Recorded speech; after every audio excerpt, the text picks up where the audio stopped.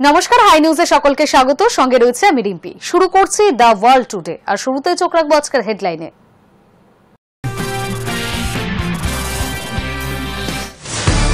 দেশের কৃষক ও মৎস্যজীবীদের স্বার্থে কোনো আপোষ নয়। ট্রাম্পের 50% শুল্ক চাপানোর সিদ্ধান্তের পর দিল্লি থেকে জোরালো বার্তা দিলেন প্রধানমন্ত্রী নরেন্দ্র মোদী। রাশিয়া থেকে তেল কেনা নিয়ে ভারত আমেরিকা চাপানুতো চলছেই। এর মাঝেই চলতি মাসে ভারত সফরে আসতে পারেন রুশ প্রেসিডেন্ট ভ্লাদিমির পুতিন। জাতীয় নিরাপত্তা উপদেষ্টা অজিত ডোভালকে উল্লেখ করে এক রুশ সংবাদ মাধ্যম এই খবর জানিয়েছে। ভারতের ওপর 50% শুল্ক আরোপের পরই রাশিয়া এবং ইউক্রেনের মধ্যে যুদ্ধ থামানোর যে চেষ্টা চালাচ্ছিল ট্রাম্প, তাতে অগ্রগতি হচ্ছে এমন ইঙ্গিত দিলেন ট্রাম্প। আগামী সপ্তাহের মধ্যে রাশিয়া এবং ইউক্রেনের সঙ্গে বৈঠকে বসতে পারেন সেই ইঙ্গিতও দিয়েছেন তিনি। একদিকে ভারতের ওপর 50% শুল্ক চাপানোর সিদ্ধান্ত ডোনাল্ড ট্রাম্পের, অন্যদিকে 2 মাসে দ্বিতীয়বার আমেরিকা সফরে যাচ্ছেন পাকিস্তানের সেনাপ্রধান আসিম মুনির। সব মিলিয়ে চাপে দিল্লি। দেশের কৃষক ও মৎস্যজীবীদের স্বার্থে কোনো আপোষ নয়। ট্রাম্পের 50% শুল্ক চাপানোর সিদ্ধান্তের পর দিল্লি থেকে জোরালো বার্তা দিলেন প্রধানমন্ত্রী নরেন্দ্র মোদী। দেশের কৃষক ও মৎস্যজীবীদের স্বার্থে কোনো আপোষ নয়। ট্রাম্পের 50% শুল্ক চাপানোর সিদ্ধান্তের পর দিল্লি থেকে জোরালো বার্তা দিলেন প্রধানমন্ত্রী নরেন্দ্র মোদী। জানালেন, এই অবস্থান ধরে রাখার জন্য যদি তাকে ব্যক্তিগতভাবে কোনো বড় মূল্য দিতে হয়, তাতেও তিনি রাজি। দিল্লিতে এমস স্বামীনাথন শতবার্ষিকী আন্তর্জাতিক সম্মেলনে বক্তব্য রাখতে গিয়ে মোদী বলেন, भारत अपने किसानों के, पशुपालकों के और मछुआरे भाई बहनों के हितों के साथ कभी भी समझौता नहीं करेगा।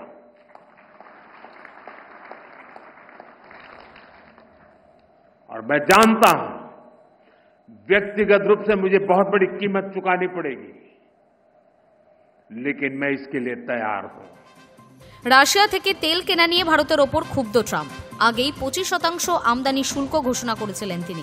বুধবার ফের অতিরিক্ত 25% শুল্ক চাপিয়ে দেওয়া হয়। 27 আগস্ট থেকে 50% আমদানি শুল্ক কার্যকর হবে বলে জানিয়ে দেন মার্কিন প্রেসিডেন্ট। বুধবার রাতেই এই সিদ্ধান্তের কড়া জবাব দেয় দিল্লি। জানিয়ে দেওয়া হয়, এই সিদ্ধান্ত সম্পূর্ণ অন্যায্য, অযৌক্তিক এবং দুর্ভাগ্যজনক। ভারত তার জাতীয় স্বার্থ রক্ষায় প্রয়োজনীয় সব পদক্ষেপ করবে।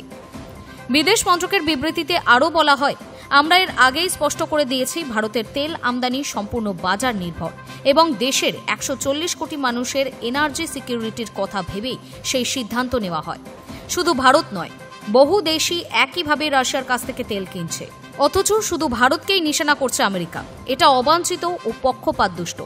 এই সিদ্ধান্তকে চাপ সৃষ্টিকারী এবং অভ্যন্তরীণ নীতিতে হস্তক্ষেপ বলেও ব্যাখ্যা করে কেন্দ্র। সরকারি সূত্র বলছে, এই অতিরিক্ত শুল্কের বিরুদ্ধে বিশ্ব বাণিজ্য সংস্থাতে আপত্তি জানাতে পারে দিল্লি। তবে এই বিষয়ে সরকারিভাবে কিছু জানানো হয়নি। High News Network.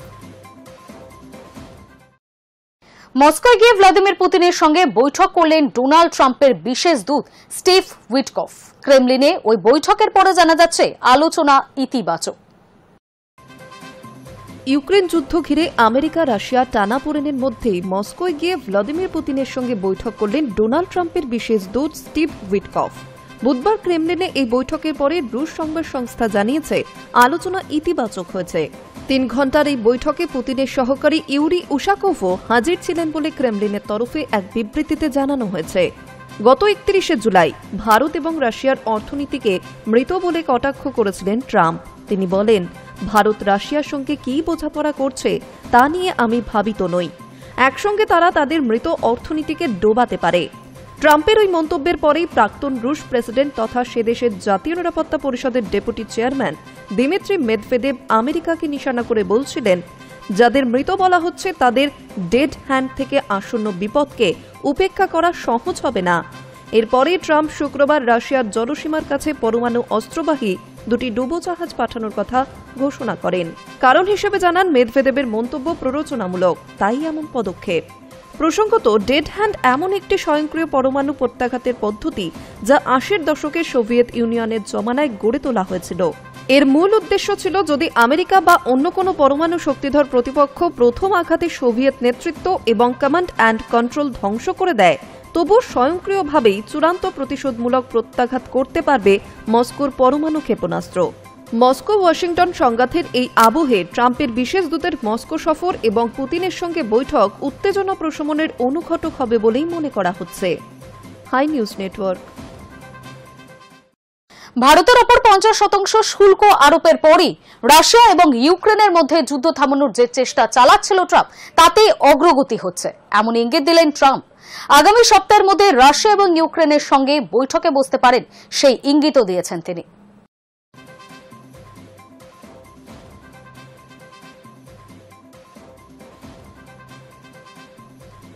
ভারতের পণ্যে 50% শুল্ক আরোপে কি লাভ হলো ডোনাল্ড ট্রাম্পের?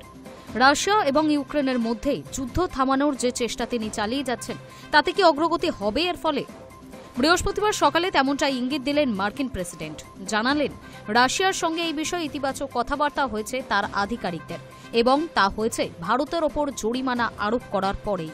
আগামী সপ্তাহের মধ্যে রাশিয়ার প্রেসিডেন্ট ভ্লাদিমির পুতিন এবং ইউক্রেনের প্রেসিডেন্ট ভ্লাদিমির জেলেনস্কির সঙ্গে ট্রাম্প বৈঠকে বসতে পারেন সেই ইঙ্গিতও দিয়েছেন।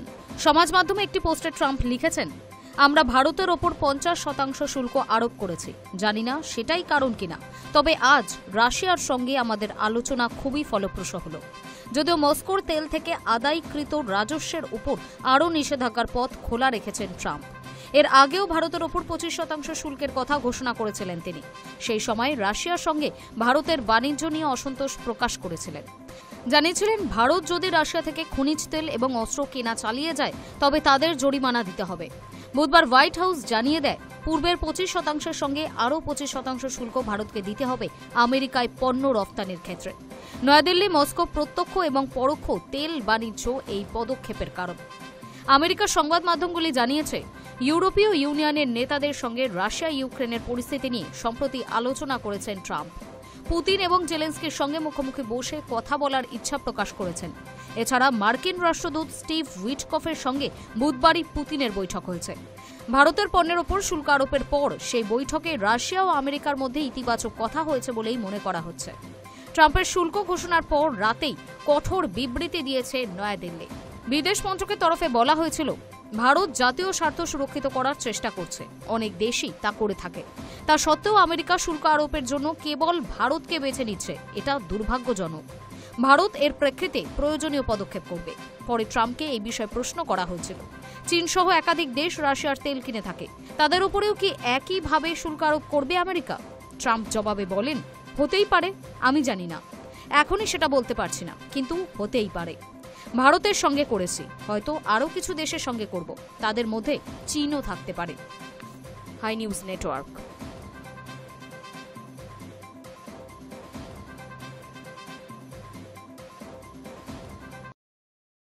অনলাইনে ভিক্ষা চাইল জৈশ প্রধান মাসুদ আজহার। ভারতে অপারেশন সিন্দুরের ধ্বংস হয়েছে জৈশ-ই মোহাম্মদের আতুরঘর। এই সন্ত্রাসবাদী সংগঠনের হেডকোয়ার্টার সুভান আল্লাহ মসজিদ পুনর্নির্মাণে সোশ্যাল মিডিয়ায় ভিক্ষার বার্তা জৈশ প্রধান আজহারের। অপারেশন সিন্দুরে গুড়িয়ে গিয়েছে সন্ত্রাসবাদী সংগঠন জৈশ-ই মোহাম্মদের আতুরঘর। পাকিস্তানের বাহবলপুরে অবস্থিত জৈশের সেই হেডকোয়ার্টার ফের গড়ে তুলতে পথে নামল আন্তর্জাতিক জঙ্গি মাসুদ আজহার। সন্ত্রাসের মদতদাতাদের সাহায্য পেতে অনলাইনে ভিক্ষা চাইল জৈশ। সম্প্রতি সোশ্যাল মিডিয়া প্ল্যাটফর্মে জামাতের তরফে এই সংক্রান্ত একটি পোস্ট নজরে এসেছে। পোস্টে উল্লেখ করা হয়েছে, বাহবলপুরে সুভান আল্লাহ মসজিদ পুনর্নির্মাণ করা হচ্ছে। সকলের কাছে আবেদন, এই পুণ্য কাজে সবাই যেন এগিয়ে আসে এবং আর্থিকভাবে সাহায্য করে। পোস্টে আরও লেখা হয়েছে, কে বা কারা এই অর্থ সাহায্য করেছে তা যেন প্রকাশ্যে না আনা হয়।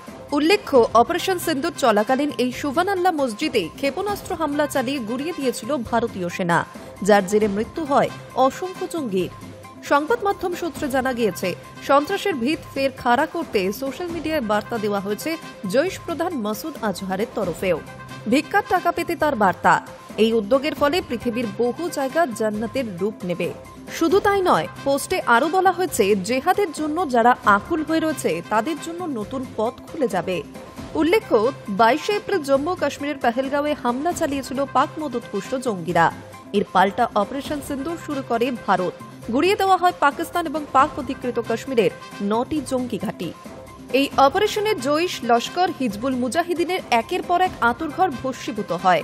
এই তালিকাতেই ছিল পাকিস্তানের পাঞ্জাব প্রদেশের বহবলপুরের সুবহান আল্লাহ মসজিদ, যা জৈশের হেডকোয়ার্টার নামে পরিচিত। Hi News Network. একদিকে ভারতের ওপর 50% শুল্ক চাপানোর সিদ্ধান্ত ডোনাল্ড ট্রাম্পের, অন্যদিকে 2 মাসে দ্বিতীয়বার আমেরিকা সফরে যাচ্ছেন পাকিস্তানের সেনাপ্রধান আসিম মুনির। সব মিলিয়ে চাপে দিল্লি। ট্রাম্পের সঙ্গেও কি দেখা করবেন পাক সেনাপ্রধান? এখনো পর্যন্ত সম্পূর্ণ সফরনামা সামনে আসেনি। একদিকে ভারতের ওপর 50% শুল্ক চাপানোর সিদ্ধান্ত ডোনাল্ড ট্রাম্পের, অন্যদিকে 2 মাসে দ্বিতীয়বার আমেরিকা সফরে যাচ্ছেন পাকিস্তানের সেনাপ্রধান আসিম মুনির। সব মিলিয়ে চাপে দিল্লি। মুনির মার্কিন সেন্ট্রাল কমান্ডের কমান্ডার জেনারেল মাইকেল কুরিল্লার অবসর গ্রহণ অনুষ্ঠানে যোগ দেবেন, যিনি অতীতের সন্ত্রাসবাদ দমনে পাকিস্তানের ভূমিকার প্রশংসা করেছিলেন। ট্রাম্পের সঙ্গেও কি দেখা করবেন পাক সেনাপ্রধান? এখনো পর্যন্ত সম্পূর্ণ সফরনামা সামনে আসেনি। দীর্ঘদিন মধ্যপ্রাচ্যে মার্কিন সামরিক অভিযানের নেতৃত্ব দেন 4 স্টার জেনারেল কুরিল্লা। তিনি চলতি মাসের শেষের দিকে অবসর নিতে চলেছেন। কয়েক মাস আগেই মার্কিন গোয়েন্দা তথ্য পেয়ে 5 জন আইএসআইএস খোরাসান জঙ্গিকে গ্রেফতারের ঘটনায় পাকিস্তানের প্রশংসা করেন কুরিল্লা। এক বিবৃতিতে তিনি লেখেন, সন্ত্রাস বিরোধী বিশ্বের অন্যতম অংশীদার পাকিস্তান। এই কারণেই পাকিস্তান এবং ভারতের মধ্যে সম্পর্ক স্থাপন অত্যন্ত জরুরি। এহেন পাক প্রীতির পুরস্কারও পেয়েছেন কুরিল্লা। জুলাই মাসে ইসলামাবাদ সফরে তাকে পাকিস্তানের সর্বোচ্চ বেসামরিক পুরস্কার নিশান-ই-ইমতিয়াজে সম্মানিত করা হয়। পেহেলগাঁও হামলা এবং সিন্দুর অভিযানের পরে ভারত যখন গোটা পৃথিবীতে পাকিস্তানের জঙ্গিবাদকে তুলে ধরতে চাইছে, সেই উদ্দেশ্যে প্রতিনিধি দলও পাঠানো হয়েছিল বহু দেশে। ঠিক সেই সময় পাক সেনাপ্রধানের প্রতি আমেরিকার জামাই আদরকে ভালো চোখে দেখছে না নয়াদিল্লি। বিশ্লেষকদের বক্তব্য, ভারত পাকিস্তান নিয়ে পুরনো ধর্মেও আছে, জিরাফেও আছে কৌশলে ফিরছে ওয়াশিংটন। যদিও কংগ্রেস, তৃণমূল সহ বিরোধী দলগুলোর বক্তব্য বারবার প্রমাণিত মোদী শাহর কূটনৈতিক কৌশলে ব্যর্থ হয়েছে। 140 কোটি দেশবাসীর স্বার্থ রক্ষায় নতুন পথ খুঁজতে হবে। Hi News Network. পাক সেনার ওপর ফের হামলা চালালো বালুচ বিদ্রোহীরা। রাতে নৌশকি জেলায় বালুচিস্তান লিবারেশন আর্মির হামলায় নিহত হয়েছেন এক মেজর সহ 3 পাক সেনা। বিএলএর স্পেশাল টেকটিক্যাল অপারেশন স্কোয়াড এই হামলা চালিয়েছে বলে মনে করছে বালুচিস্তানের পুলিশ। পাক সেনার ওপর ফের হামলা চালালো বালুচ বিদ্রোহীরা। মঙ্গলবার রাতে নৈশকি জেলায় বালুচিস্তান লিবারেশন আর্মির হামলায় নিহত হয়েছেন এক মেজর সহ 3 পাক সেনা। বিএলএর স্পেশাল ট্যাকটিক্যাল অপারেশন স্কোয়াড এই হামলা চালিয়েছে বলেই মনে করছে বালুচিস্তান পুলিশ। পাকিস্তান সেনার আন্তঃবাহিনী জনসংযোগ দফতর বুধবার জানিয়েছে, নৈশকি জেলার গর্গিনা এলাকায় বালুচ জঙ্গিদের বসানো আইইডি বিস্ফোরণে প্রাণ গিয়েছে 3 সেনার। নিহতেরা হলেন মেজর রিজওয়ান, নায়েব সুবেদার আমিন এবং ল্যান্স নাইক ইউনুস। বিএলএর মুখপাত্র জিয়ান্দ বালুচ হামলার দায় স্বীকার করে বুধবার বলেন, নির্দিষ্ট তথ্যের ভিত্তিতে আমরা সেনার টহলদার বাহিনীর ওপর হামলা চালিয়েছি। মার্চ মাসের গোড়ায় অন্য 2 সশস্ত্র বালুচ গোষ্ঠী, বালুচিস্তান লিবারেশন ফ্রন্ট ও বালুচ রিপাবলিকান গার্ডস এবং সিন্ধু প্রদেশের সক্রিয় বিদ্রোহী সংগঠন সিন্ধু দেশ রিভলিউশনারি আর্মির সঙ্গে হাত মিলিয়ে নতুন যৌথ মঞ্চ গড়েছে বিএলএ। তারপর থেকেই তারা ধারাবাহিক হামলা চালাচ্ছে পাক সেনা এবং আধা সামরিক বাহিনী ফ্রন্টিয়ার কোরের ওপর। Hi News Network. জাতির উদ্দেশ্যে ভাষণে ইউনুস প্রতিশ্রুতি দিয়েছিলেন, রমজান মাস শুরুর আগে আগামী ফেব্রুয়ারিতে জাতীয় সংসদের নির্বাচনের আয়োজন করা হবে। এবার তারপরে ইউনুস ভোটের আয়োজনের জন্য সব প্রস্তুতি শেষ করতে নির্বাচন কমিশনকে চিঠি পাঠালেন। জাতির উদ্দেশ্যে ভাষণে ইউনুস প্রতিশ্রুতি দিয়েছিলেন, রমজান মাস শুরুর আগেই আগামী ফেব্রুয়ারিতে জাতীয় সংসদের নির্বাচনের আয়োজন করা হবে। বাংলাদেশের অন্তর্বর্তী সরকারের মুখ্য উপদেষ্টা মোহাম্মদ ইউনুস ভোটের আয়োজনের জন্য সব প্রস্তুতি শেষ করতে নির্বাচন কমিশনকে চিঠি পাঠালেন। অন্তর্বর্তী সরকারের পক্ষ থেকে আমি প্রধান নির্বাচন কমিশনারের কাছে চিঠি পাঠাবো, যেন নির্বাচন কমিশন আগামী রমজানের আগে 2026 সালের ফেব্রুয়ারি মাসে জাতীয় নির্বাচন অনুষ্ঠানের আয়োজন করেন। বাংলাদেশের সংবাদ মাধ্যম জানাচ্ছে, ইউনুসের দপ্তরের মুখ্য সচিব এম সিরাজউদ্দিন মিয়া অন্তর্বর্তী সরকারের তরফে কমিশনকে চিঠি লিখেছেন। উল্লেখিত সময়সীমার মধ্যে প্রত্যাশিত মানের অবাধ, সুষ্ঠু, শান্তিপূর্ণ এবং উৎসব মুখর জাতীয় নির্বাচন আয়োজনের জন্য প্রয়োজনীয় পদক্ষেপ করার অনুরোধ জানানো হয়েছে ওই চিঠিতে। নির্বাচনের আয়োজনের বিষয়ে অন্তর্বর্তী সরকারের তরফে সমস্ত রকম সহযোগিতা করা হবে বলেও কমিশনকে জানিয়েছে ইউনুসের দপ্তর। প্রসঙ্গত মঙ্গলবার গণ অভ্যুত্থানে শেখ হাসিনার নেতৃত্বাধীন আওয়ামী লীগের সরকারের পতনের বর্ষপূর্তি উপলক্ষে জাতির উদ্দেশ্যে ভাষণে ইউনূস বলেন, 2026 সালের পবিত্র রমজানের আগে জাতীয় নির্বাচন আয়োজনের জন্য প্রধান নির্বাচন কমিশনারের কাছে চিঠি পাঠাবো। হাসিনার জামানায় 1.5 দশক ধরে বাংলাদেশের নাগরিকেরা গণতান্ত্রিক অধিকার প্রয়োগের সুযোগ পাননি বলেও অভিযোগ করেন ইউনূস। High News network. আন্তর্জাতিক জলসীমা লঙ্ঘনের অভিযোগে 14 জন ভারতীয় মৎস্যজীবীকে গ্রেফতার করেছে শ্রীলঙ্কার নৌবাহিনী। তাদের গ্রেফতারের পাশাপাশি 2টি নৌকাও বাজেয়াপ্ত করা হয়েছে বলে খবর। আন্তর্জাতিক জলসীমা লঙ্ঘনের অভিযোগে 14 জন ভারতীয় মৎস্যজীবীকে গ্রেফতার করেছে শ্রীলঙ্কার নৌবাহিনী। বুধবার তাদের গ্রেফতারের পাশাপাশি 2টি নৌকাও বাজেয়াপ্ত করা হয়েছে বলেও খবর। গ্রেফতার হওয়া 14 জন মৎস্যজীবী তামিলনাড়ুর বাসিন্দা। জানা গিয়েছে তাদের মধ্যে 10 জনের একটি দল পম্বন বন্দর থেকে রওনা দিয়েছিল।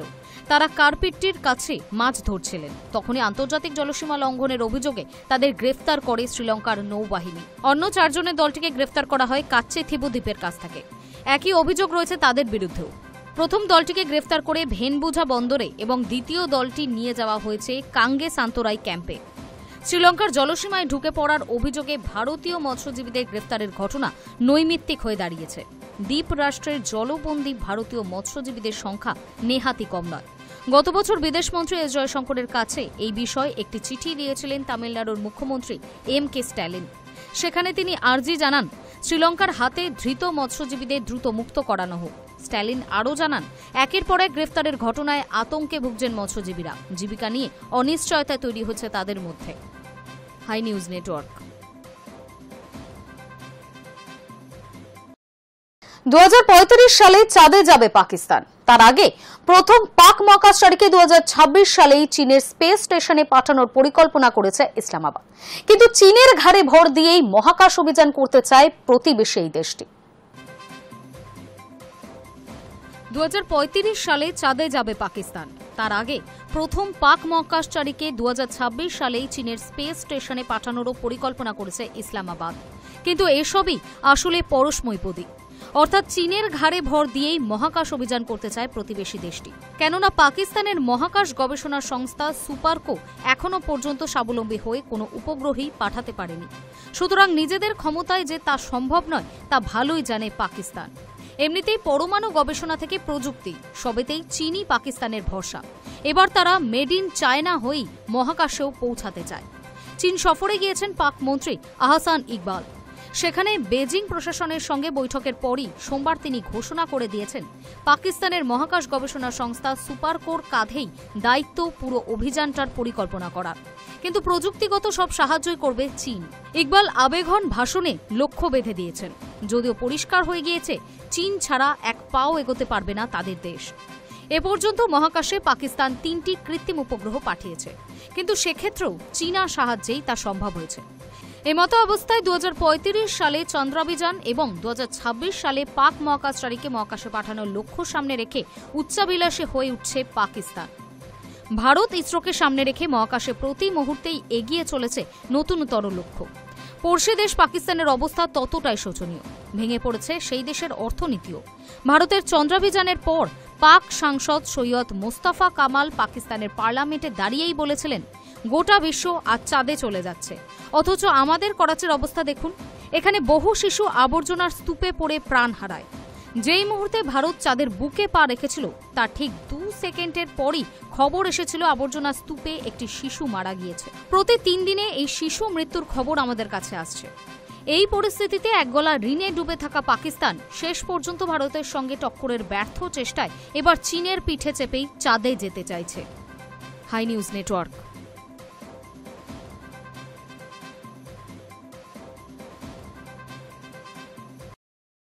দ্য ওয়ার্ল্ড টুডে এখনকার মতো এই পর্যন্ত।